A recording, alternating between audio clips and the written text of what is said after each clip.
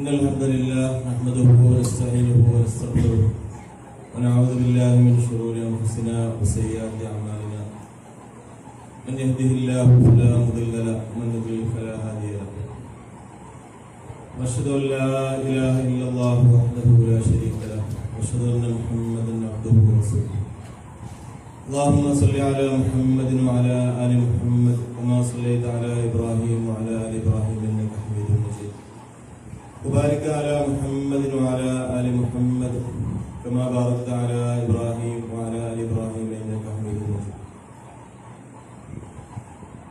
സഹോദരങ്ങളെ, അല്ലാഹുവിന്റെ മഹത്താനുഗ്രഹത്താൽ വിശുദ്ധ ഖുർആൻ ആയത്തുകൾ മനസ്സിലാക്കാനും അതിന്റെ അറിവുകൾ പരസ്പരം പങ്കുവെക്കാനും ഒരു വെള്ളിയാഴ്ച കൂടി നമ്മൾ ഒരുമിച്ച് കൂടിയിട്ടാണ്. നമ്മൾ ഇത്തരം സദസ്സുകൾ അല്ലാഹു അവന്റെ അടുക്കൽ സ്വീകാര്യമായ ഇൽമിന്റെ സദസ്സുകളായി ചെയ്യുമാറാണ്. വളരെ സന്തോഷകരമായ വാർത്തകളാണ് ഇന്നും ഇന്നലെയും ഒക്കെ നമ്മൾ കേട്ടുകൊണ്ടിരിക്കുന്നത്. പ്രത്യേകിച്ച് ഫലസ്തീനിലെ ഗസയിലെ നമ്മുടെ സഹോദരങ്ങളുടെ പ്രയാസങ്ങൾക്ക് ഒരു അറുതി വരുമെന്ന പ്രതീക്ഷയോടുകൂടി സമാധാന കരാറും വെടിനിർത്തൽ കരാറും ഒക്കെ നോക്കിക്കാണുന്നു. അവർക്ക് അല്ലാഹു ആശ്വാസവും സമാധാനവും നൽകട്ടെ എന്ന് നമ്മൾ എല്ലാവരും പ്രത്യേകം ദുആ ചെയ്യുക. അല്ലാഹുവിന്റെ മാർഗത്തിൽ അവരിൽ വരമേൽപ്പിച്ചുകൊണ്ട് മുന്നോട്ട് പോകുന്ന സത്യവിശ്വാസികൾക്ക് നമ്മൾ പലപ്പോഴും ചർച്ച ചെയ്തതുപോലെ വിവിധ രൂപത്തിലുള്ള പരീക്ഷണങ്ങൾ, ശത്രുക്കളുടെ ഭാഗത്തു നിന്ന പരീക്ഷണങ്ങൾ, ശാരീരികവും സാമ്പത്തികവും മറ്റു പല പരീക്ഷണങ്ങളും ഉണ്ടായിക്കൊണ്ടേയിരിക്കുമെന്ന് അവിടെയെല്ലാം ക്ഷമാലുക്കൾക്കാണ് അല്ലാഹു സന്തോഷ വാർത്ത അറിയിക്കുന്നത്. ഇന്ന് നമുക്ക് ക്ഷമയുടെ ഏറ്റവും വലിയ ഉദാഹരണമായി പറയാൻ പറ്റിയ ഒരു സമുദായമാണ് ഗസയിലെ നമ്മുടെ സഹോദരീ സഹോദരന്മാരും അവിടുത്തെ കുഞ്ഞുങ്ങൾ പോലും. നമ്മൾ അവരിൽ നിന്ന് ക്ഷമയും സഹനവും പഠിക്കുകയാണ്. നമ്മൾ ആലോചിച്ച് നോക്കുക, ഇത്രയൊക്കെ പീഡനങ്ങൾ സഹിച്ചിട്ടും ഒരു ആത്മഹത്യാ വാർത്ത പോലും ഗസയിൽ നമ്മൾ കേട്ടിട്ടില്ല. ഒരു ആത്മഹത്യാ വാർത്ത പോലും ഗസയുടെ മണ്ണിൽ നമ്മൾ കേട്ടിട്ടില്ല. ഏത് പ്രതിസന്ധിയിലും അവരുടെ ശക്തി ഹസ്ബുനല്ലാഹു വനിഅ്മൽ വക്കീൽ, അല്ലാഹു മതി നമുക്ക്, എല്ലാ കാര്യങ്ങളും വരമേൽപ്പിക്കാൻ ഏറ്റവും മതിയായവൻ അല്ലാഹുവാണെന്ന ആ ഉറച്ച വിശ്വാസം. എന്തെങ്കിലുമൊക്കെ ചെറിയ ചെറിയ പ്രശ്നങ്ങൾ കാണുമ്പോഴേക്ക്, ചെറിയ എന്തെങ്കിലും പ്രതിസന്ധികൾ ജീവിതത്തിൽ വരുമ്പോഴേക്ക് ജീവിതത്തിൽ നിന്ന് ഒളിച്ചോടാൻ ശ്രമിക്കുന്ന നമ്മുടെ പുതുതലമുറക്ക് വലിയ പാഠമുണ്ട് ഗസയിൽ. തുല്യതയില്ലാത്ത രൂപത്തിലുള്ള പ്രയാസങ്ങളും പീഡനങ്ങളും സഹിച്ചിട്ടുണ്ട്. അവിടെ നമ്മളൊക്കെ സഹാബികളുടെയും മുൻഗാമികളുടെയും ഒക്കെ ചരിത്രത്തിൽ കേട്ട ആ മഹാത്യാഗത്തിന്റെ അനുഭവങ്ങള് നമ്മളിങ്ങനെ ലൈവായിട്ട് കണ്ടുകൊണ്ടിരിക്കും. അചഞ്ചലമായ വിശ്വാസം അല്ലാഹു.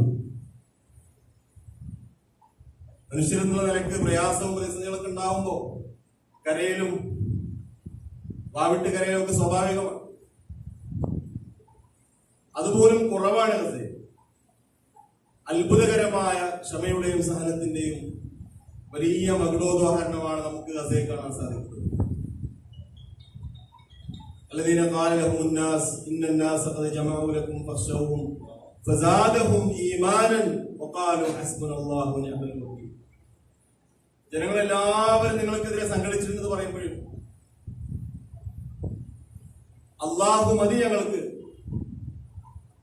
അവൻ എല്ലാം ഏൽപ്പിക്കാൻ മതിയായവനാണെന്നുള്ള ആ അചഞ്ചലമായ തവക്കുലും ആ ദൃഢവിശ്വാസവുമാണ് ഗസയിലെ ഫലസ്തീനിലെ നമ്മുടെ സഹോദരങ്ങളുടെ കൈമുതൽ.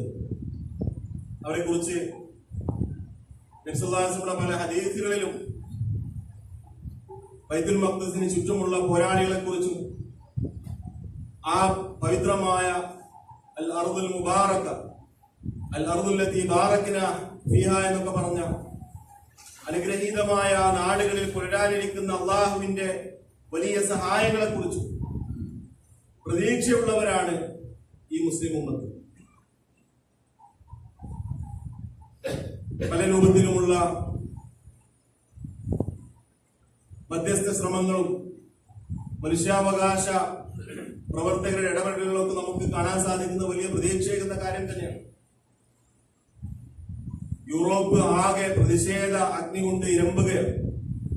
ഇസ്രായേൽ സയനിസ്റ്റ് രാജ്യം എന്താണോ ലക്ഷ്യം വെച്ചത് അതിന്റെ നേർ വിപരീതമാണ് സംഭവിച്ചുകൊണ്ടിരിക്കുന്നത്. ഇറ്റലിയിലും യൂറോപ്പിലും അമേരിക്കയിലും ബ്രിട്ടനിലുമൊക്കെ ലക്ഷക്കണക്കിന് ആളുകൾ പങ്കെടുക്കുന്ന പ്രതിഷേധ റാലികൾ, അവർ ശക്തമായ സമ്മർദ്ദമാണ് ഗവൺമെന്റുകളുടെ മേൽ നടത്തിക്കൊണ്ടിരിക്കുന്നത്. അതുപോലെ തന്നെ വിവിധ നാടുകളിൽ നിന്നുള്ള മനുഷ്യാവകാശ പ്രവർത്തകർ ഒന്നിച്ചുകൊണ്ട് സുമൂദ് ഫ്ലോട്ടില്ല എന്ന പേരിൽ ഗസയിലേക്ക് കടൽ മാർഗം ചെന്നതും മനുഷ്യാവകാശ പ്രവർത്തകരെ തടയപ്പെട്ടതും തടവിലാക്കിയതും പിന്നീട് അവർ മോചിപ്പിക്കപ്പെട്ടതും അതുമായി ബന്ധപ്പെട്ട് ലോകത്ത് നടക്കുന്ന വലിയ ചർച്ചകളും എല്ലാം വലിയ പ്രതീക്ഷയെന്ന കാര്യങ്ങൾ തന്നെയാണ്.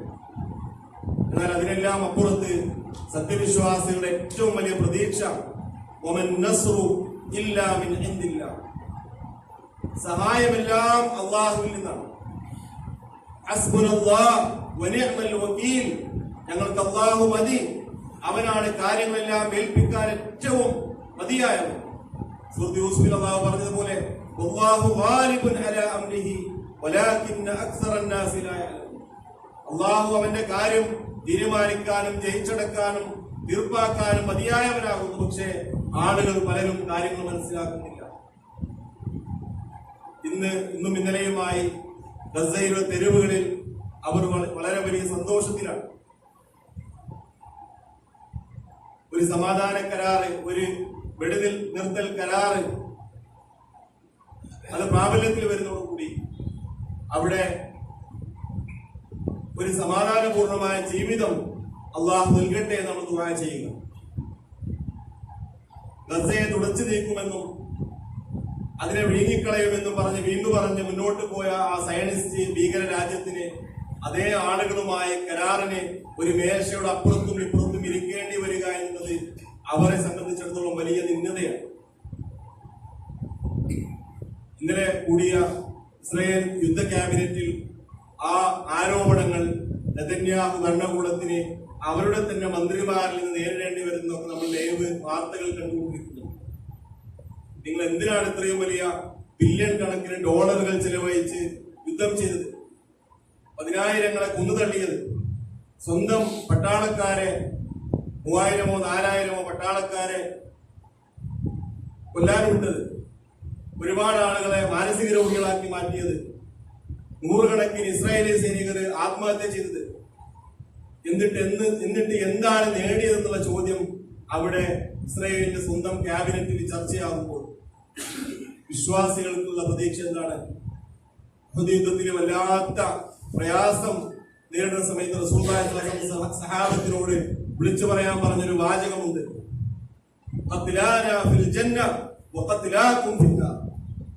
ഞങ്ങളുടെ പ്രത്യേകത കൊല്ലപ്പെട്ടാൽ സ്വർഗത്തിലാണ്, നിങ്ങളിൽ കൊല്ലപ്പെട്ടവരാകട്ടെ ശാശ്വതമായ നരകത്തിലാണ്. ആ സൈന്യം തകർക്കപ്പെടാനുള്ളതാണ്, അവർ പിന്തിരിഞ്ഞോടാനുള്ളവരാണ്. ഇനിയും നമുക്കറിയാം, ജൂതന്മാരുടെ സയനിസ്റ്റുകളുടെ ചരിത്രം പരിശോധിക്കുകയാണെങ്കിൽ അവർക്ക് കരാറ് ലംഘിച്ച ശീലമാണുള്ളത്. നമുക്ക് ഉറപ്പിക്കാൻ സാധിക്കില്ല ഏത് സമയത്താണ് അവരുടെ ബന്ദികൾ മോചിപ്പിക്കപ്പെട്ടാൽ ഇവർ വീണ്ടും ആ പാവങ്ങളെ ആക്രമിക്കുന്നത്. എന്നിരുന്നാലും ചരിത്രത്തിൽ ഒരുപാട് കരാറുകൾ റസൂലുള്ളാഹി സ്വല്ലല്ലാഹു അലൈഹി വസല്ലമയും സഹാബത്തും മുൻഗാമികളൊക്കെ നടത്തിയിട്ടുണ്ട്. അതിനുവേണ്ടി മുൻകൈയെടുക്കുന്ന ഇസ്ലാമിക രാജ്യങ്ങളുടെ ഭരണാധികാരികൾക്ക് അല്ലാഹു തൗഫീഖ് നൽകുമാറാവട്ടെ.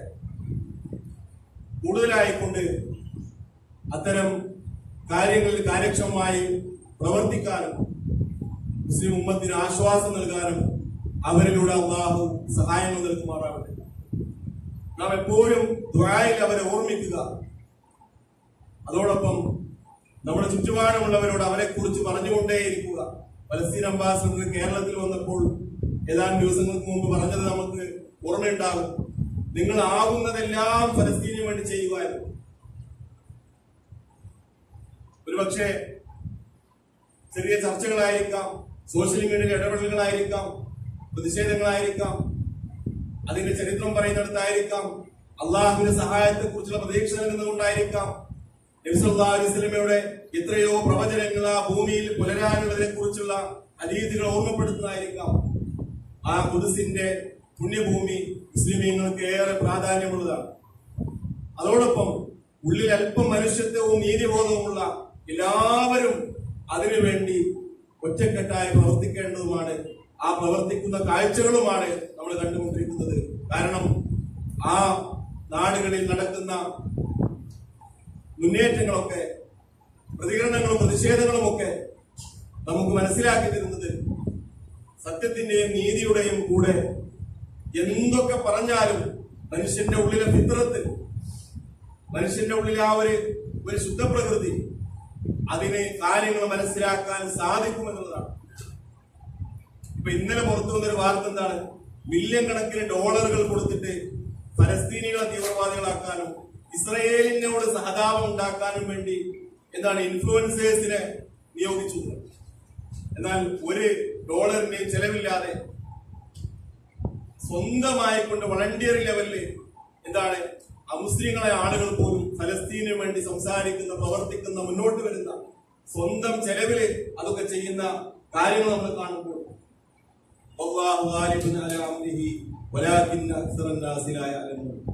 എന്ന അള്ളാഹുവിന്റെ വാക്ക് നമ്മൾ ഓർക്കുക. അള്ളാഹു കാര്യങ്ങളെ കണക്കാക്കിയാൽ അത് വളരെ ഭംഗിയായിട്ട് അള്ളാഹു പൂർത്തീകരിക്കും. അവിടെ വിശ്വാസികൾക്ക് പരീക്ഷണം ഉണ്ടാകും. ചിലർ അള്ളാഹു ശ്രോതാക്കളായി സ്വീകരിക്കും. അതുപോലെ സത്യത്തെയും അസത്യവും അള്ളാഹു വേർതിരിക്കും. അങ്ങനെ ഒരുപാട് ശുദ്ധീകരണ പ്രക്രിയകൾ ഈ ചരിത്രത്തിൽ നടന്നിട്ടുണ്ട്. ഈ ഉമ്മത്തിന് അതെല്ലാം തരണം ചെയ്ത് മുന്നോട്ട് പോകേണ്ടതുണ്ട്. നമ്മളെപ്പോഴും അള്ളാഹുവിനോട് ദുആ ചെയ്യുക.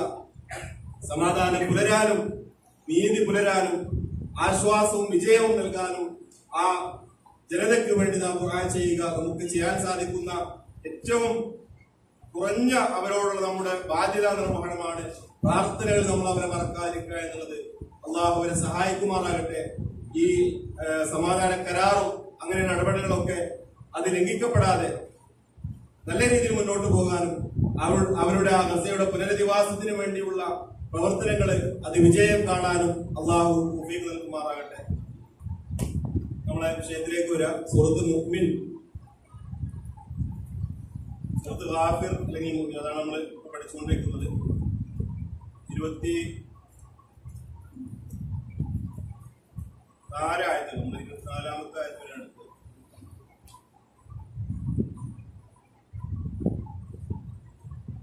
മൂസാ നബി അലൈഹി സ്വലാത്തു വസ്സലാമും ഹാറൂൻ നബി അലൈഹി സ്വലാത്തു വസ്സലാമും ഫറോവയിലേക്ക് നിയമിക്കപ്പെടുന്ന ആ രംഗവും അവിടെ ഫറോവയുടെയും ഫറോവിന്റെയും ഹാമാന്റെയും ഹാറൂന്റെയും ഒക്കെ ഭാഗത്ത് നിന്നുണ്ടാകുന്ന പ്രതികരണങ്ങളും അവരിൽ നിന്ന് തന്നെയുള്ള വിശ്വാസിയായ ഒരു മനുഷ്യൻ, ഈമാൻ മറച്ചു വെച്ചിരുന്ന മനുഷ്യൻ മുന്നോട്ട് വന്നുകൊണ്ട് മൂസാ നബി അലൈഹി സ്വലാത്തു വസ്സലാമിനെ പിന്തുണച്ചുകൊണ്ട് സംസാരിക്കുന്നതും അദ്ദേഹം തെളിവുകൾ നിരത്തിക്കൊണ്ട് ആ ജനതയോട് സംവദിക്കുന്നതുമായ കാര്യങ്ങളൊക്കെയാണ് വരുന്ന ആയത്തിൽ നമുക്ക് പഠിക്കാനുള്ളത്.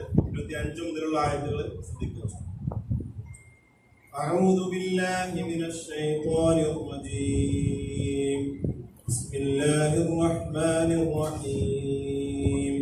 فلما جاءهم بالحق من عندنا قالوا اقتلوا أبناء الذين آمنوا معه واستحيوا نساءهم وما كيد الكافرين إلا في ضلال.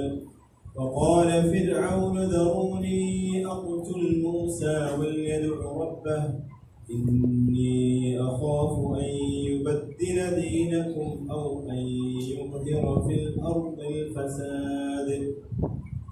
وقال موسى إني عذت بربي وربكم من متكبر لا يؤمن بيوم الحساب. وقال رجل مؤمن من آل فرعون يكتم إيمانه أتقتلون رجلا أن يقول ربي الله وقد جاءكم بالبينات من ربكم وإن يك كاذبا فعليه كذبه وإن يك صادقا يصبكم بعض الذي يعدكم إن الله لا يهدي من هو مسرف كذاب.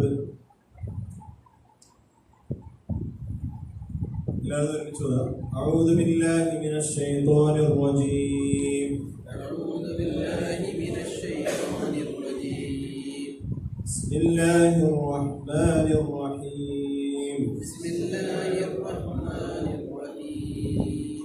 فلما جاءهم بالحق من عندنا قالوا اقتلوا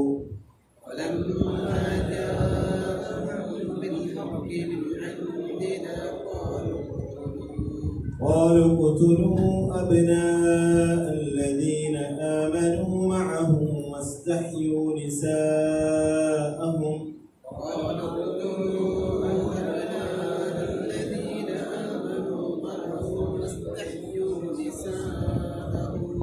وما كيد الكافرين إلا في ضلال.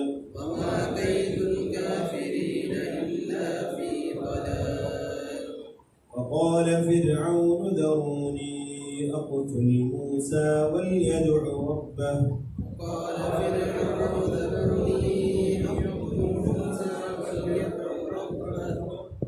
إني أخاف أن يبدل دينكم أو أن يظهر في الأرض الفساد.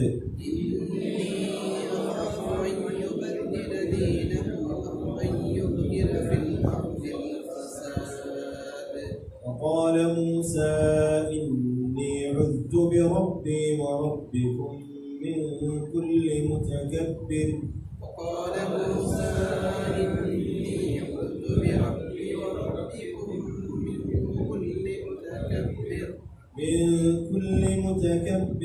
لا يؤمن بيوم الحساب.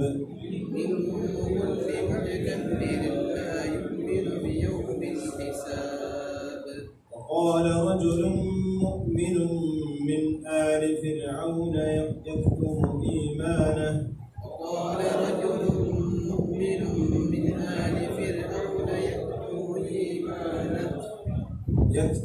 إيمانه أتقتلون رجلا أن يقول ربي الله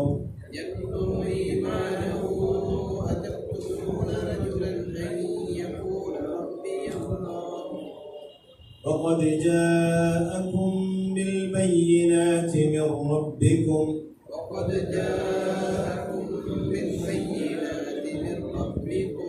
وإن يك كاذبا فعليه كذبه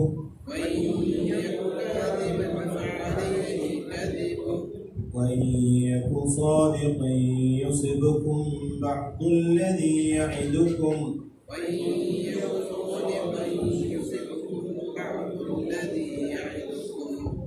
إن الله لا يهدي من هو مسرف كذاب.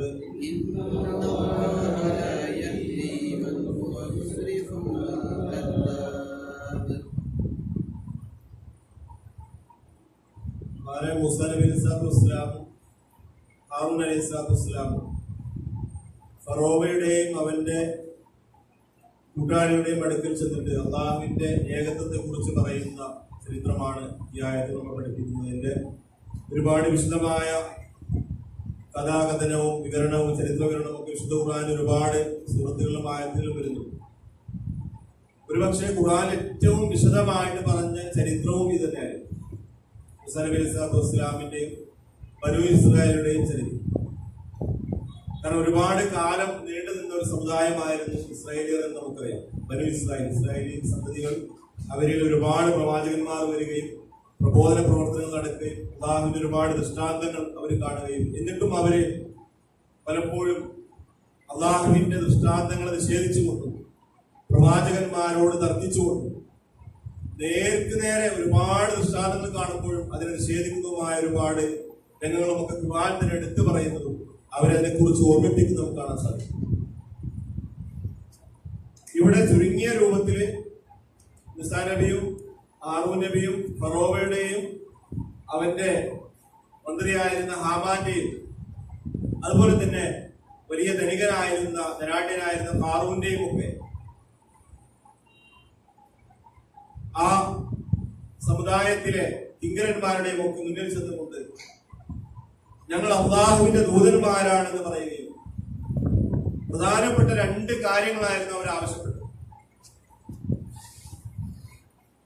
ഒന്ന്, അള്ളാഹുവിനെ മാത്രം ആരാധിക്കണം, അവരിൽ യാതൊന്നും പങ്കുചേർക്കരുതെന്നുള്ള തൗഹീദിന്റെ ശബ്ദമാണ്. ഏതാണ് മുന്നിൽ നമുക്ക് ആദ്യം പറയാനുള്ളത്?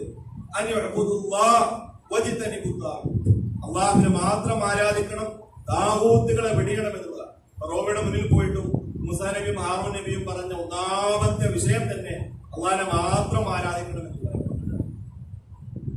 അതുപോലെ തന്നെ അതിനുശേഷം അവർ പറഞ്ഞത് മർദ്ദിതരായ ഇസ്രായേലി മക്കളെ, ബനൂ ഇസ്രായേലിനെ നിങ്ങൾ മോചിപ്പിക്കണം എന്നതായിരുന്നു. ബനൂ ഇസ്രായേലായിരുന്ന ആ സമുദായത്തെ അടിമകളാക്കി മാറ്റുകയും അവരെ വേലക്കാരാക്കി മാറ്റുകയും അവരോട് താങ്ങാൻ പറ്റാത്ത രൂപത്തിലുള്ള പണികളെടുപ്പിക്കുകയും അവരിലെ ആൺകുട്ടികളെ പലപ്പോഴും പല വർഷങ്ങളിലും കൊന്നുകളയുകയും പെൺകുട്ടികളെ മാത്രം പ്രത്യേകിച്ച് കളയുകയും ഒക്കെ ചെയ്യുന്ന രംഗങ്ങള്, അതുപോലെ അവരെ കൊണ്ട് അടിമവേല ചെയ്യിക്കുന്ന രംഗങ്ങളൊക്കെ നടക്കുമ്പോൾ മൂസാ നബിയും ഹാറൂൻ നബിയും ചെന്നിട്ട് ഇസ്രായേലി സമുദായത്തിന്റെ ബനൂ ഇസ്രായേലിന്റെ മോചനത്തെ കുറിച്ച് പറയുന്നുണ്ട്, സംസാരിക്കുന്നു. പലർക്കും ഇന്നത്തെ ഇസ്രായേലും ഈ ഇസ്രായേലും തമ്മിൽ മാറും. നമ്മൾ ഇസ്രായേലി മക്കളെ ബനൂ ഇസ്രായേൽ എന്ന് പറയുന്നതിന്റെ ഉദ്ദേശം എന്താണ്? യാക്കൂബ് നബിയുടെ മക്കളും ആ പരമ്പരയുമാണ് എന്ന് പറയുന്നത് ബനൂ ഇസ്രായേൽ എന്ന് പറയും. അഥവാ യാക്കൂബ് നബിയുടെ പേരാണ് എന്ത്? ഇസ്രായേൽ. അതിന് അബ്ദുള്ള എന്നാണ് ഇബ്രു ഭാഷയില് ദൈവദാസൻ എന്നാണ് അതിന്റെ യഥാർത്ഥ അർത്ഥം. അപ്പൊ യാക്കൂബ് നബിയുടെ മക്കളായിരുന്ന ആ സമുദായത്തിന്റെ ആ ജനതയുടെ മോചനമായിരുന്നു മൂസാ നബിയുടെ ദഅവത്തിന്റെ 2ാമത്തെ ലക്ഷ്യം. 1ാമത്തെ ലക്ഷ്യം എന്തായിരുന്നു? അള്ളാഹുവിനെ മാത്രം ആരാധിക്കുന്ന തൗഹീദായിരുന്നു. എല്ലാ പ്രവാചകന്മാരുടെയും 1ാമത്തെ ദഅവത്ത് അള്ളാഹിനെ മാത്രം ആരാധിക്കണം, താഗൂത്തുകളെ വെടിയണം. അത് ബിംബങ്ങളാണെങ്കിലും വിഗ്രഹങ്ങളാണെങ്കിലും മഹാന്മാരാണെങ്കിലും ഇനി ഇവിടെ ഈ ചരിത്രത്തിൽ കാണുന്ന ഫറോവയെ പോലെയുള്ള താഗൂത്തുകളാണെങ്കിലും ഞാനല്ലാതെ ഒരു ദൈവം നിങ്ങൾക്കില്ല എന്ന് ദിവ്യത്വം ബാധിച്ച ആണായിരുന്നു ആര്? ഫിറഔൻ. ആ ഫറോവയുടെ മുന്നിൽ പോയിട്ടാണ് പറയുന്നത്, ഞങ്ങൾ അള്ളാഹുവിന്റെ റബ്ബുൽ ആലമീനായ ലോകരക്ഷിതാവായ അള്ളാഹുവിന്റെ ദൂതന്മാരാണ്. അപ്പൊ അയാൾ ചോദിക്കുന്നുണ്ട്, ഒമാ റബ്ബുൽ ആലമീൻ, ആരാണ് റബ്ബുൽ ആലമീൻ? ആരാണ് ലോകരുടെ രക്ഷിതാവ്? മൂസാ നബി അലൈഹി വസല്ലം പറഞ്ഞ മറുപടി എന്താണ്? ഖാല റബ്ബുനല്ലദീ അഅതാ കുല്ല ശൈഇൻ ഖൽഖഹു സുമ്മ ഹദാ. പെട്ടെന്ന് മനസ്സിലാകുന്ന ഏതൊരാൾക്കും വളരെ സിമ്പിളായിട്ട് മനസ്സിലാവുന്ന കാര്യം, റബ്ബുനല്ലദീ അഅതാ കുല്ല ശൈഇൻ ഖൽഖഹു സുമ്മ ഹദാ. ഞങ്ങളുടെ റബ്ബ് ഏതെങ്കിലും ഗോത്രദൈവമോ ഏതെങ്കിലും കുലദൈവമോ അല്ലെങ്കിൽ ഏതെങ്കിലും പ്രത്യേക ആളുകൾക്ക് മാത്രം ഉണ്ടാക്കിയ ഐതിഹ്യങ്ങളുടെ പേരുള്ള ദൈവങ്ങളോ അങ്ങനെയുള്ള വ്യാജ ദൈവങ്ങളൊന്നുമല്ല. റബ്ബുനല്ലദീ അഅതാ കുല്ല ശൈഇൻ ഖൽഖഹു സുമ്മ ഹദാ. ഈ പ്രപഞ്ചത്തിലെ എല്ലാത്തിനെയും സൃഷ്ടിച്ചവനായ, അവയ്ക്കെല്ലാം അതിൻ്റെതായ നൈസർഗികമായ മാർഗം കാണിച്ചവനായ അള്ളാഹു, അവനാണ് ഞങ്ങളുടെ ആരാധ്യൻ, അവനാണ് ഞങ്ങളുടെ റബ്ബ്. മാത്രമല്ല അവിടെ തൗഹീദിന്റെ പ്രബോധനത്തിന് വേണ്ടി ചെന്നപ്പോൾ അള്ളാഹു സംസാരിക്കാൻ പറഞ്ഞ ശൈലി ഖുർആനിൽ കാണാം അല്ലെ? ഇദ്ഹബാ ഇലാ ഫിർഔന ഇന്നഹു തഗാ ഫഖൂലാ ലഹു ഖൗലൻ ലയ്യിനൻ ലഅല്ലഹു യതദക്കറു ഔ യഖ്ശ. ഫറോവയോട് പോയിട്ട് നിങ്ങൾ എന്ത് ചെയ്യണം? നേരെ ചെന്നിട്ട് അവനെ ശക്തമായി ആക്ഷേപിക്കണമെന്നോ അവനെ തെറി വിളിക്കണമെന്നോ അല്ലെങ്കിൽ അവനെ വളരെ മോശമായി അധിക്ഷേപിച്ചുകൊണ്ട് സംസാരിക്കണമെന്നോ എന്നല്ല അല്ലാഹു ഖുർആനിൽ പറയുന്നു. അവൻ ഏറ്റവും വലിയ അഹങ്കാരിയും ധിക്കാരിയും ദിവ്യത്വം ബാധിക്കുന്നവനും ഏറ്റവും വലിയ വ്യാജവാദിയുമാണെന്നും ഒരുപാട് ആളുകൾ ആക്രമിക്കുന്ന വലിയ അക്രമിയാണെന്നും എല്ലാം അറിഞ്ഞുകൊണ്ട് തന്നെയാണ് അള്ളാഹു പറയുന്നത്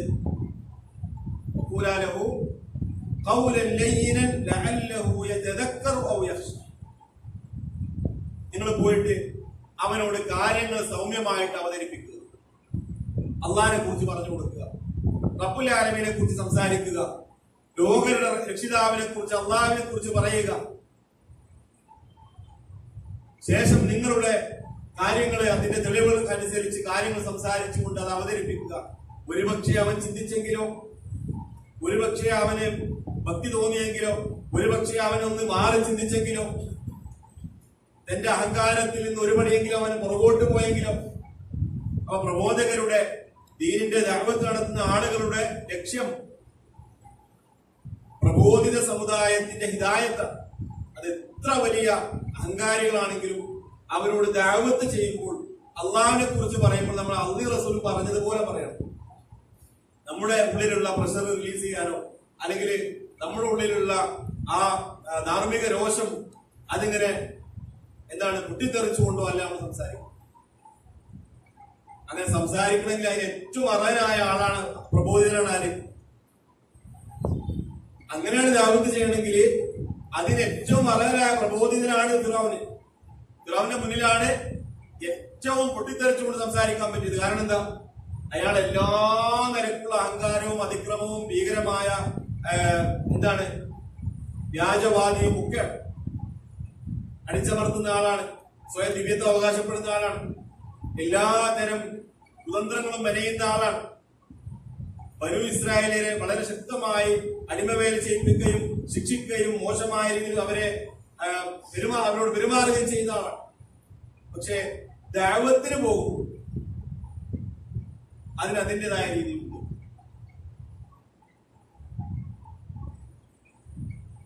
പ്രതിരോധ സമരത്തിന് അതിൻ്റെതായ രീതിയുണ്ട്. ജിഹാദിന് പോരാട്ടങ്ങൾക്ക് അതിൻ്റെതായ രീതിയുണ്ട്. ദഅവത്തിൻ്റെതായ രീതിയുണ്ട്. സംവാദങ്ങൾക്കും ഖണ്ഡനങ്ങൾക്കും അതിൻ്റെതായ രീതിയുണ്ട്. അവിടെ നമ്മളെ എല്ലാം കൂട്ടിക്കുവച്ചുകൊണ്ട് ആകരുത് നമ്മുടെ പ്രബോധന പ്രവർത്തനം. മൂസാ നബി അലൈഹിസ്സലാത്തു വസ്സലാമും ഹാറൂൻ നബി അലൈഹിസ്സലാത്തു വസ്സലാമും ആ ഏറ്റവും വലിയ താഗൂത്തായിരുന്ന ഏറ്റവും വലിയ അഹങ്കാരിയായിരുന്ന ആ ഫറോവയുടെ കൊട്ടാരത്തിൽ പോയി ആ പറഞ്ഞ ശൈലിയും അള്ളാഹു അവരോട് സംസാരിക്കാൻ പറഞ്ഞ രീതിയും. കാരണം നമ്മുടെ ലക്ഷ്യം അത് അള്ളാഹുവിന്റെ കലിമത്ത് ഉയർത്തലാണ്. ആരുടെ മുന്നിൽ ചെന്നിട്ട് അന്തസ്സോടുകൂടി റബ്ബുൽ ആലമീനെ കുറിച്ച് സംസാരിക്കലാണ്. ലോകരുടെ രക്ഷിതാവായ അള്ളാഹുവിനെ കുറിച്ച് പറയലാണ്. നമ്മുടെ എന്തെങ്കിലും വ്യക്തിപരമായ വിദ്വേഷങ്ങൾ തീർക്കാനല്ല, നമ്മുടെ വ്യക്തിപരമായ എന്തെങ്കിലും താല്പര്യങ്ങളല്ല ദഅവത്തിന്റെ ഉദ്ദേശം. അള്ളാഹിന്റെ മാർഗത്തിലുള്ള പോരാട്ടത്തെ കുറിച്ച് ചോദിക്കപ്പെട്ടപ്പോഴും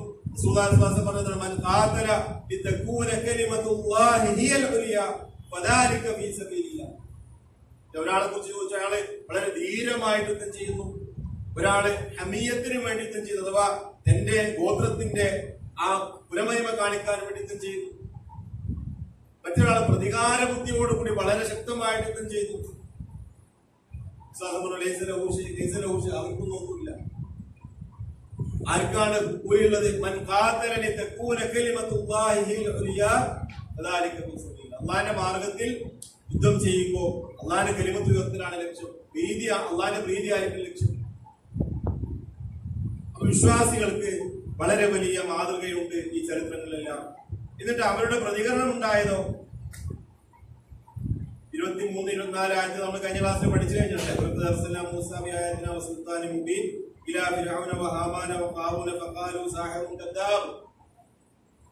പ്രതികരണം ഉണ്ടായത് എങ്ങനെയാണ്? പ്രതീക്ഷിച്ച പോലെ തന്നെ വളരെ മോശമായ പ്രതികരണം. ദഅവത്തിന് വേണ്ടി ചെന്നപ്പോൾ വളരെ സൗമ്യമായിട്ട് സംസാരിച്ചു, തെളിവുകൾ നിരത്തി സംസാരിച്ചു, ലോകരക്ഷിതാവിനെ കുറിച്ച് പറഞ്ഞു, മൂർച്ചത്തികളാവുന്ന ദൃഷ്ടാന്തങ്ങൾ കാണിച്ചു കൊടുത്തു. നേരെ തിരിച്ചു കിട്ടിയ പ്രതികരണം എന്താണ്? സാഹിറും കദ്ദാബ്, ഇവനേതോ വ്യാജവാദിയായ മാരണക്കാരനാണ്. സ്വാഭാവികമായിട്ടും ദഅവത്തിന് ഇറങ്ങുമ്പോൾ സൂറത്ത് അസ്റിൽ അല്ലാഹു പറഞ്ഞ പോലെ അസ്ർ കാലം തന്നെയാണ് സത്യം, ഇന്നൽ ഇൻസാന ലഫീ ഖുസ്ർ, മനുഷ്യരെല്ലാവരും തീരാ നഷ്ടത്തിലാകുന്നു, ഇല്ലല്ലദീന ആമനൂ വഅമിലുസ് സ്വാലിഹാത്ത് വതവാസൗ ബിൽ ഹഖ് വതവാസൗ ബിസ്സബ്ർ. വിശ്വസിക്കുകയും സൽക്കർമ്മങ്ങൾ ചെയ്യുകയും പരസ്പരം നന്മ കൊണ്ട് ഹക്ക് കൊണ്ട് സത്യം കൊണ്ട് ഉപദേശിക്കുകയും നാലാമത് എന്താണ്? അത് ഉപദേശിക്കുമ്പോൾ ക്ഷമ ആവശ്യമാവും. വതവാസൗ ബിസ്സബ്ർ, ക്ഷമ കൊണ്ട് പരസ്പരം ഉപദേശിക്കുന്നതാണ്. സ്വയം ക്ഷമിക്കുകയും ക്ഷമ കൊണ്ട് ഉപദേശിക്കുകയും ചെയ്യുന്നതാണ്. കാരണം ആ മാർഗത്തിൽ ഒരുപാട് പ്രയാസങ്ങൾ നേരിടേണ്ടി വരും. ഏറ്റവും നല്ല ക്വാളിറ്റിയുള്ള മനുഷ്യരുടെ കൂട്ടത്തിൽ എല്ലാ നിലക്കുമുള്ള ഉയർന്ന ക്വാളിറ്റിയുള്ള ആളുകളാണ് പ്രവാചകന്മാർ. അവരെയാണ് ഈ ചീത്ത വിളിക്കുന്നത്. സാഹിറാണ്, കദ്ദാബാണ്, ഷാഹിറാണ്. ഇസ്ലാമിയുടെ ദഅവത്തിന്റെ ആ ആരംഭഘട്ടത്തിൽ ഇറങ്ങിയ സൂറത്തുകളിൽപ്പെട്ടതാണ്. നമ്മൾ കഴിഞ്ഞ ക്ലാസ് പറഞ്ഞ പോലെ ഇങ്ങനെയുള്ള മുൻ സമുദായങ്ങൾ ഉണ്ടായ അനുഭവങ്ങൾ വിശദീകരിക്കുമ്പോൾ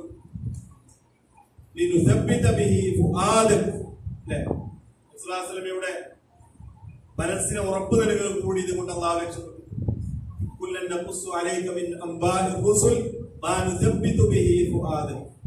മുസ്ലിങ്ങളുടെ മുൻകാല മുസ്ലിങ്ങളുടെ ചരിത്രം പറഞ്ഞിരുന്നത് നബിയെ താങ്കൾക്ക് മനസ്സിന് ആശ്വാസം ഉണ്ടാകാൻ. കാരണം ഇത് ഈ മാർഗത്തിൽ പ്രവർത്തിക്കുമ്പോൾ ത്യാഗം ആവശ്യമാണ്, ക്ഷമ ആവശ്യമാണ്, സഹനം ആവശ്യമാണ്. പ്രബോധിത സമുദായം ഒരിക്കലും നമ്മൾ പ്രതീക്ഷിക്കുന്ന പോലെ ആയിരിക്കില്ല പ്രതികരിക്കുന്നത്. പറയുന്ന ആൾക്ക് ക്വാളിറ്റി ഉണ്ടായതുകൊണ്ട് കാര്യമില്ല, പറയുന്ന കാര്യത്തിന് ക്വാളിറ്റി ഉണ്ടായതുകൊണ്ട് കാര്യമില്ല. ഇത് അവരുടെ ദേഹേച്ഛകൾക്കും അവരുടെ ശിർക്കിനും വിദഅത്തിനും പൗരോഹിത്യത്തിനും പരീക്ഷയ്ക്കും അതുപോലെ തന്നെ ഈ ദേഹേച്ഛകൾക്കും ഹറാമുകൾക്കും മോശപ്പെട്ട മ്ലേച്ഛ പ്രവർത്തനങ്ങൾക്കും ഒക്കെ തടസ്സമാകുമെന്ന് കാണുമ്പോൾ വലിയൊരു വിഭാഗം ഇതിന്റെ ശത്രുപക്ഷത്തിലേറും. മാത്രമല്ല നമ്മൾ ഓതിയ ആയത്തിൽ 25-ാമത്തെ ആയത്തിൽ അവരുടെ അരികിലേക്ക് വന്നപ്പോൾ സത്യം കൊണ്ട് നമ്മുടെ ഭാഗത്തു നിന്നുള്ള അള്ളാഹുവിന്റെ സന്ദേശവുമായി കൊണ്ട് വ്യക്തമായ തെളിവുകളുമായി കൊണ്ട് ആ പ്രവാചകന്മാർ വന്നപ്പോൾ, മൂസാ നബിയും ഹാറൂൻ നബിയും വന്നപ്പോൾ അവരുടെ പ്രതികരണം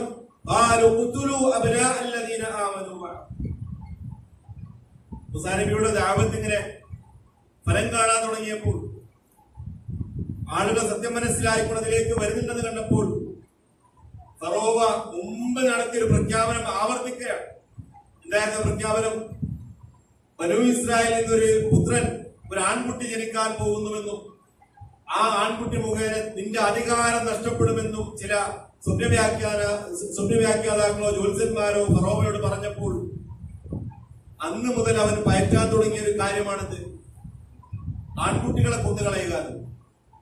ഇപ്പോഴിതാ മൂസാ നബി അലൈഹി സ്വലാത്തു വസ്സലാം, എന്നിട്ട് അതേ ഫറോവയുടെ കൊട്ടാരത്തിൽ അള്ളാഹു മൂസാ നബിയെ വളർത്തി. നമ്മൾ കഴിഞ്ഞ ക്ലാസ്സിൽ പറഞ്ഞു അല്ലേ, അള്ളാഹു ഒരു കാര്യം തീരുമാനിച്ചാൽ എങ്ങനെയൊക്കെ അതിനെ എതിർക്കാനും തകർക്കാനും നോക്കിയാലും അള്ളാഹു നടത്തിയിരിക്കുമെന്ന് തെളിവാണ്. ഏതൊരു ആൺകുട്ടിയുടെ നാശത്തിന് വേണ്ടിയാണോ അവൻ ഇത്തരം വലിയ വലിയ പ്രഖ്യാപനങ്ങളും ഉത്തരവുകളും ഇട്ടത്, അതേ ആൺകുട്ടി അവന്റെ കൊട്ടാരത്തിൽ തന്നെ വളർന്നു. നമ്മൾക്കറിയുന്ന ചരിത്രമാണ്. അപ്പൊ മൂസാ നബിയുടെ ദഅവത്ത് അത് പ്രതിഫലനം ഉണ്ടാക്കാൻ തുടങ്ങിയപ്പോൾ അവൻ അതേ ആ പ്രഖ്യാപനം വീണ്ടും ആവർത്തിക്കുന്നു. അവന്റെ കൂടെ വിശ്വസിച്ച എല്ലാ വിശ്വാസികളുടെയും ആൺകുട്ടികളെ കൊന്നുകളയുക. അവരിലെ പെണ്ണുങ്ങളെ മാത്രം, സ്ത്രീകളെ മാത്രം ഒഴിവാക്കിയാൽ മതി. പറയുന്നു, നിഷേധികളുടെ കുതന്ത്രങ്ങളെല്ലാം അത് വഴിപിഴവിലല്ലാതെ പാഴായി പോകാതിരിക്കുകയില്ല എന്ന് അല്ലാഹു ഓർമ്മപ്പെടുത്തുകയാണ്. ഇത് മൂസാ നബി സ്വല്ലല്ലാഹു അലൈഹി വസല്ലം ചെറുപ്പത്തിൽ മൂസാ നബി സ്വല്ലല്ലാഹു അലൈഹി വസല്ലം ജനിക്കുന്ന സമയത്ത് നടത്തിയ ഉത്തരവല്ല. അത് നമ്മള് ചരിത്രത്തിൽ കേട്ടിട്ടുണ്ടാവും. രണ്ടു തമ്മിൽ അങ്ങോട്ടും മാറരുത്. ഇത് എപ്പോഴാണ് ഉത്തരവാണ്? മൂസാ നബിയുടെ ദഅവത്ത് ഫലം കാണാൻ തുടങ്ങിയപ്പോൾ, അല്ലെങ്കിൽ ആളുകൾ വിശ്വസിക്കാൻ തുടങ്ങിയപ്പോൾ വിശ്വാസികളെ പേടിപ്പിക്കാൻ വേണ്ടി ചെയ്തത് അതേ തന്ത്രമാണ് സയനിസ്റ്റ് ഭീകരന്മാർ ഇന്ന് നടത്തിക്കൊണ്ടിരുന്നത്. ചെറിയ കുഞ്ഞുങ്ങൾ ഇങ്ങനെ കൊല്ലപ്പെടുമ്പോൾ മാനസികമായ ആരും തകർന്നു പോകും. കുഞ്ഞുങ്ങളെ കൊന്നുകളയുക എന്നുള്ളത് ഫറോവ മുതൽ ആരംഭിച്ച, അല്ലെങ്കിൽ അത്തരം താകൂത്തുകളുടെ എല്ലാം സ്വേച്ഛാധിപതികളുടെ എല്ലാം ശൈലിയായിരുന്നു. ഖുതുലുല്ലദീന ആമനു മഅഹു എന്നല്ല പറഞ്ഞത്, അല്ലെങ്കിൽ മൂസാ നബിയിൽ വിശ്വസിച്ചവരെല്ലാം കൊല്ലുക എന്നല്ല പറഞ്ഞത്. ഖുതുലു അബ്നാഅല്ലദീന ആമനു മഅഹു, അവനിൽ വിശ്വസിച്ച ആളുകളുടെ ആൺകുട്ടികളെ കൊന്നുകളയുക.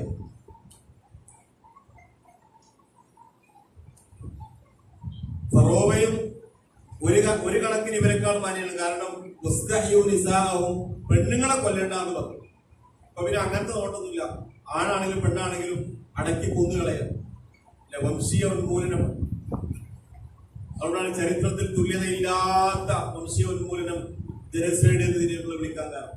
ഏതായിരുന്നാലും ഫറോവ അവിടെ ഉദ്ദേശിച്ചത് പേടിപ്പെടുത്തുക, മാനസികമായി തകർക്കുക എന്നുള്ള തന്ത്രമായിരുന്നു. പക്ഷെ അള്ളാഹു പറഞ്ഞത് സംശയത്തിനിടയില്ലാത്ത വിധം അള്ളാഹു ഉറപ്പിച്ച് കട്ടായം പറയുന്നു, നിഷേധികളുടെ ഇത്തരം കുതന്ത്രങ്ങളെല്ലാം പാഴായി പോകും.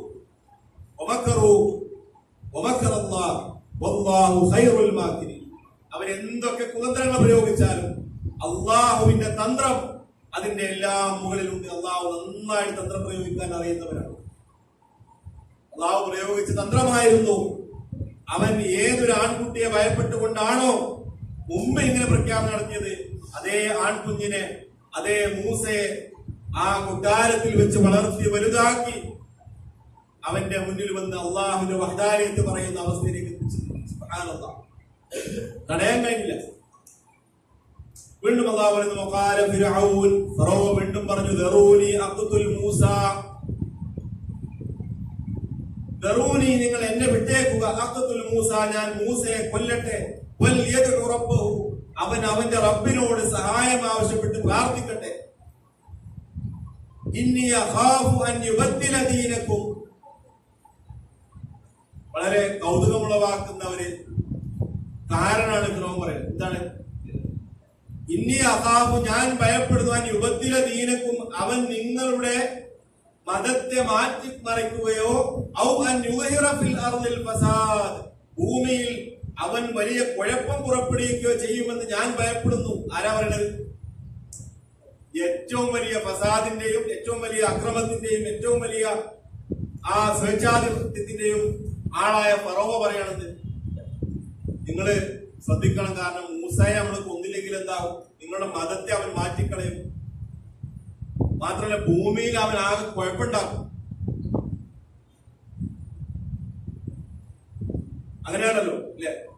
ആദ്യം ഒരാളെ കൊല്ലണമെങ്കിൽ അവനെന്താക്കണം? ഒന്നുകിൽ ഭീകരവാദിയാക്കണം, അല്ലെങ്കിൽ അവനെ കുഴപ്പക്കാരനാക്കണം, പ്രശ്നക്കാരനാക്കണം. ഇതൊക്കെ മുമ്പേ നടന്നു പോരുന്ന തന്ത്രങ്ങളാണ്. ഒരാളെ ടാർഗറ്റ് ചെയ്യണമെങ്കിൽ അയാളെ എന്ത് ചെയ്യണം? ആദ്യം അയാളെ ലേബൽ ചെയ്യണം. ആ ലേബലിംഗ് ആണ് ആദ്യം നടത്തുക. അല്ല വെറുതെ പോയിട്ട് കൊല്ലുമ്പോ എന്താണ് ആ കൂടുതലെ മാന്യന്മാരെ ചോദിക്കുന്നത്, എന്തിനാണ് ഇപ്പൊ അങ്ങനെ ആളെ കൊന്നു കളഞ്ഞത്? കാരണം മൂസ നമ്മളെ കൊട്ടാരത്തിൽ വളർന്ന ആളല്ലേ, നിങ്ങളെന്തിനാ വളർത്തുപുത്രനായിരുന്നില്ലേ? നല്ല ആരോഗ്യവും തന്റെ ഇടവും ബുദ്ധിയും കൂർമ്മതയും ഏതൊരു കാര്യത്തിലും ഇടപെടാനും പറ്റിയ ആളായിരുന്നില്ലേ? അയാൾ ഒന്ന് പറഞ്ഞ ചില കാര്യങ്ങളിലൊക്കെ യാഥാർത്ഥ്യമില്ലേ? എന്തിനാ കൊന്നതെന്ന് ആരെങ്കിലും ചോദിക്കുന്നതിന് മുമ്പ് അവൻ പറയണത് അവന്റെ മുൻകൂർ ജാമ്യം എടുക്കുക. ഫറോവ പറഞ്ഞു, ദറൂനി നിങ്ങൾ എന്നെ വിട്ടേക്കുക, അഖ്തുൽ മൂസ ഞാൻ മൂസയെ കൊന്നുകളയട്ടെ, അവൻ അവന്റെ റബ്ബിനോട് പോയി പ്രാർത്ഥിക്കട്ടെ, സഹായം ചോദിക്കട്ടെ. കാരണം ഇന്നി അഖാഫു ഞാൻ ഭയപ്പെടുന്നു, അൻ യുബദ്ദില ദീനകും നിങ്ങളുടെ മതത്തെ അവൻ മാറ്റിമറിക്കുമോ എന്ന്. മതത്തെ ആദ്യം മാറ്റിമറിച്ചതിന്റെ ഫറോവയാണ്.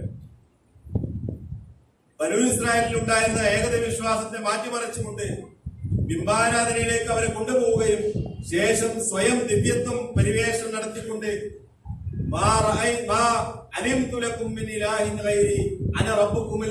എന്നൊക്കെ പറഞ്ഞ ആളാണ് ആര്? ഫറോവ. ആ ഫറോവയാണ് പറയുന്നത് അവൻ മതത്തെ മാറ്റിമറിക്കും, അവൻ ഭൂമിയിൽ കുഴപ്പമുണ്ടാക്കും. ഔ അൻ യുദ്ഹിറ ഫിൽ അർദിൽ ഫസാദ്, അവൻ ഭൂമിയിൽ കുഴപ്പമുണ്ടാക്കുമോ എന്ന് ഞാൻ ഭയപ്പെടുന്നു. മൂസാ നബി സ്വല്ലല്ലാഹു അലൈഹി വസല്ലം അവിടെ വളരെ പക്വമായിട്ട് അവിടെ പ്രതികരിക്കുക. വഖാല മൂസാ നബി സ്വല്ലല്ലാഹു അലൈഹി വസല്ലം പറഞ്ഞു, അങ്ങനെയാണെങ്കിൽ ഒന്ന് കാണട്ടെ, നീ കൊന്നുകളാൻ തന്നെ പറഞ്ഞു. എന്താ പറഞ്ഞത്? വഖാല മൂസാ നബി സ്വല്ലല്ലാഹു അലൈഹി വസല്ലം പറഞ്ഞു വളരെ നല്ല പക്വമായ മറുപടി. ഇന്നി ഉസ്തു ബിറബ്ബി വറബ്ബികും മിൻ കുല്ലി മുതകബ്ബിരിൻ ലാ യുഅ്മിനു ബിയൗമിൽ ഹിസാബ്. മൂസാ നബി സ്വല്ലല്ലാഹു അലൈഹി വസല്ലം പറയുകയാണ്, ഇന്നി ഉസ്തു, ഞാൻ സഹായം തേടുന്നു, രക്ഷ ചോദിക്കുന്നു, അള്ളാഹുവിനോട് ശരണം തേടുന്ന, റബ്ബി വറബ്ബികും, എന്റെയും നിങ്ങളുടെയും റബ്ബായ അള്ളാഹുവിനോട്. അവിടെയും തൗഹീദ് പറയാണ്, അവിടെയും തൗഹീദ് പറയാണ്. കാരണം മറ്റൊരു ആയത്തിൽ അള്ളാഹു പറഞ്ഞിട്ടുണ്ട്, വജഹദൂ ബിഹാ വസ്തൈഖനത്ഹാ അൻഫുസുഹും ദുൽമൻ വഉദുവ. അല്ലേ? എന്താണ്?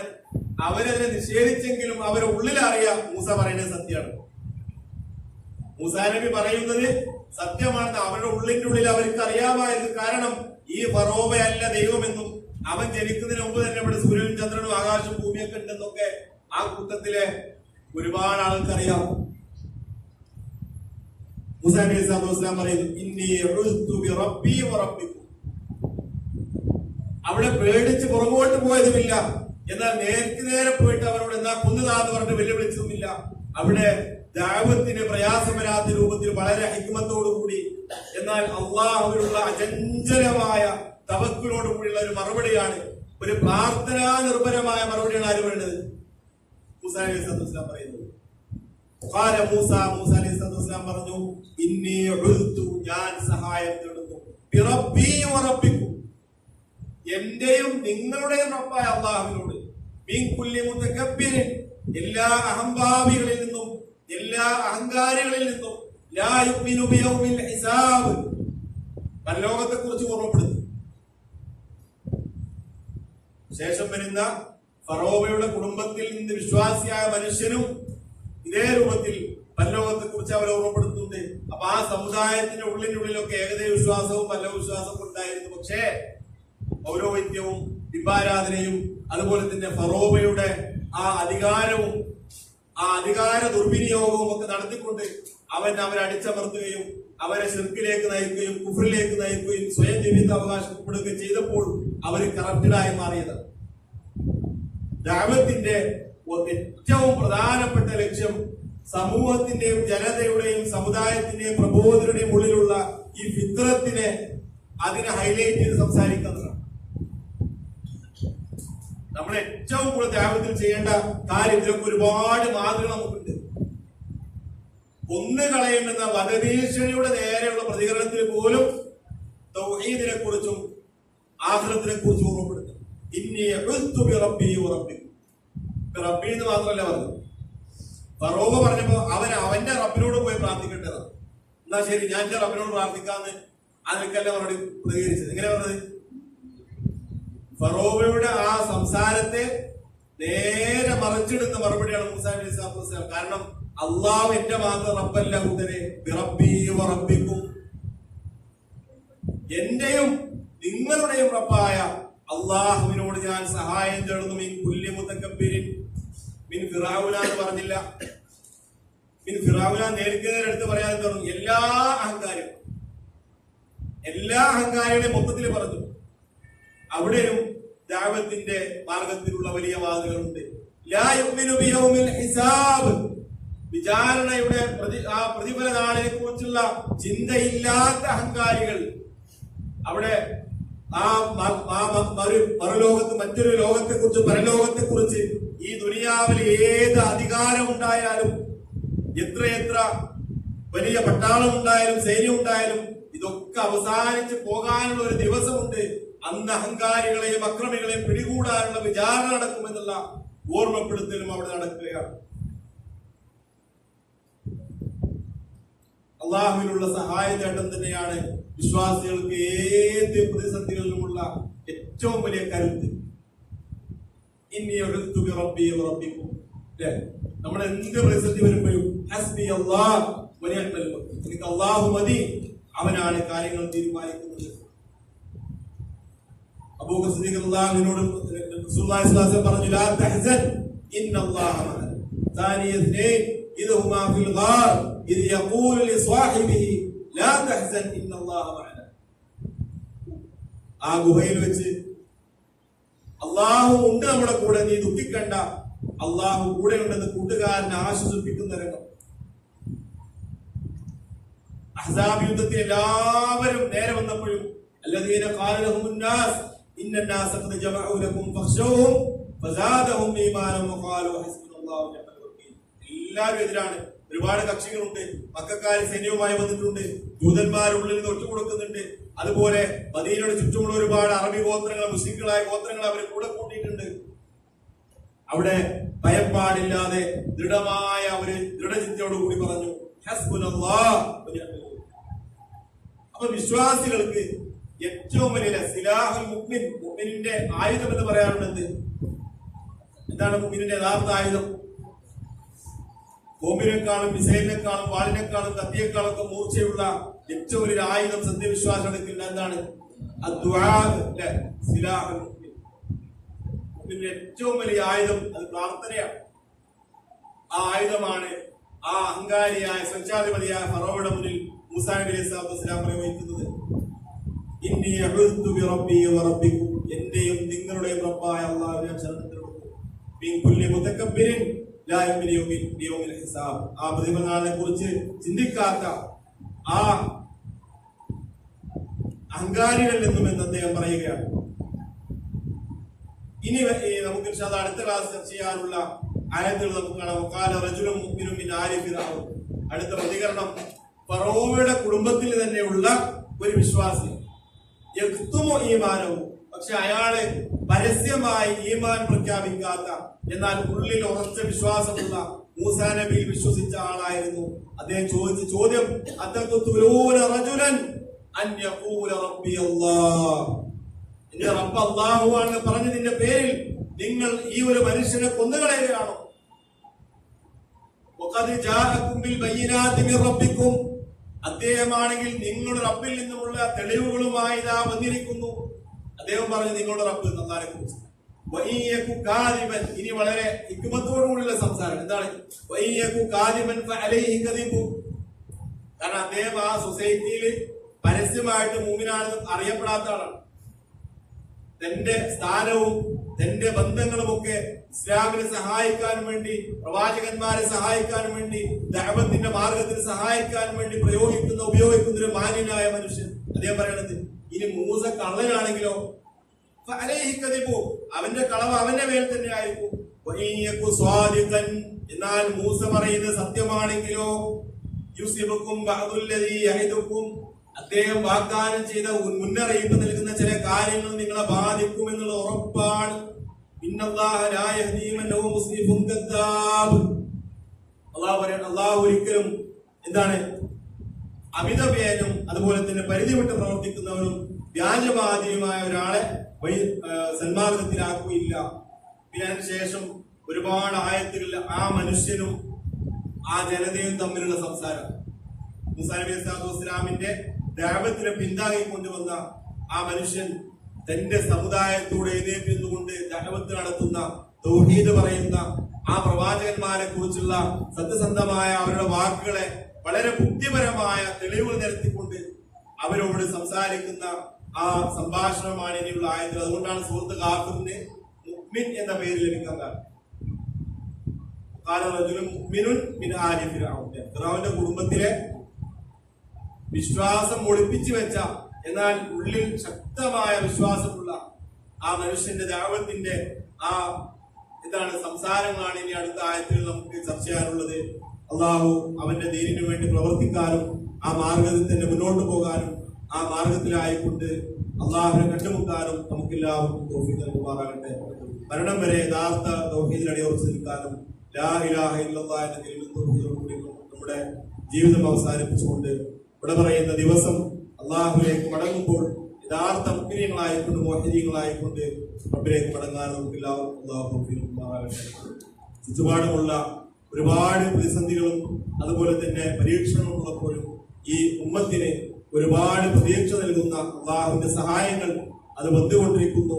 അതുപോലെ തന്നെ ഇനിയും ഒരുപാട് പുലരാനുണ്ടെന്നുള്ള പ്രതീക്ഷകൾ അത് നാം ഉൾക്കൊള്ളുകയും ഒരിക്കലും നിരാശ ബാധിക്കാതെ അള്ളാഹു തവക്കുലാക്കിക്കൊണ്ട് മുൻഗാമികളുടെ മാർഗങ്ങളും അതുപോലെ തന്നെ ചരിത്രങ്ങളും അയവിറക്കിക്കൊണ്ട് നാം വളരെ ക്ഷമയോടുകൂടി സഹനത്തോടുകൂടി പ്രാർത്ഥന നിർഭരമായ മനസ്സോട് മുന്നോട്ട് പോവുക.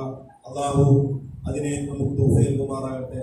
ربنا آتنا في الدنيا حسنة وفي الآخرة حسنة وقنا عذاب النار. ربنا تقبل منا إنك أنت السميع العليم وتب علينا إنك أنت التواب الرحيم. اللهم أعز الإسلام والمسلمين وأذل الشرك والمشركين ودمر أعداءك أعداء الدين. اللهم انصر إخواننا المستضعفين في فلسطين.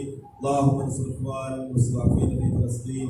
اللهم انصر إخواننا المستضعفين في فلسطين. صلى الله على نبينا محمد وعلى آله وصحبه أجمعين. السلام عليكم ورحمة الله.